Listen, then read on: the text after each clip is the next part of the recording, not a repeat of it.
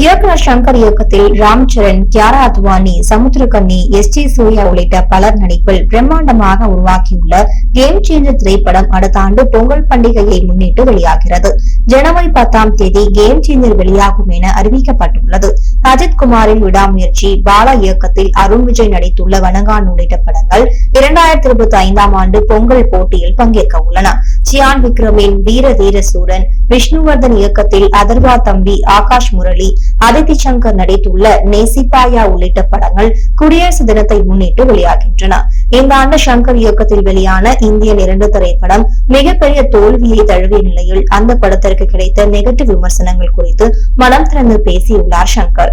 Indian 2 படத்திற்கு negative விமர்சனங்கள் இந்த அளவுக்கு வரும் என எதிர்பார்க்கவே இல்லை. அந்த படத்துக்காக நானும் கமல் சாரும் போட்ட உழைப்பு மிகப்பெரியது. படத்தில் பணியாற்றிய பலரது உழைப்பும் படம் வெளியான பிறகு குவிந்த நெகட்டிவ் விமர்சனங்கள் காரணமாக சுக்குநூறாக போய்விட்டது. ஆனால் அது பரவாயில்லை, நிச்சயம் இந்தியன் 3 படம் வெளியானால் ரசிகர்களுக்கு அது பிடிக்கும் என சங்கர் பேசியுள்ளார்.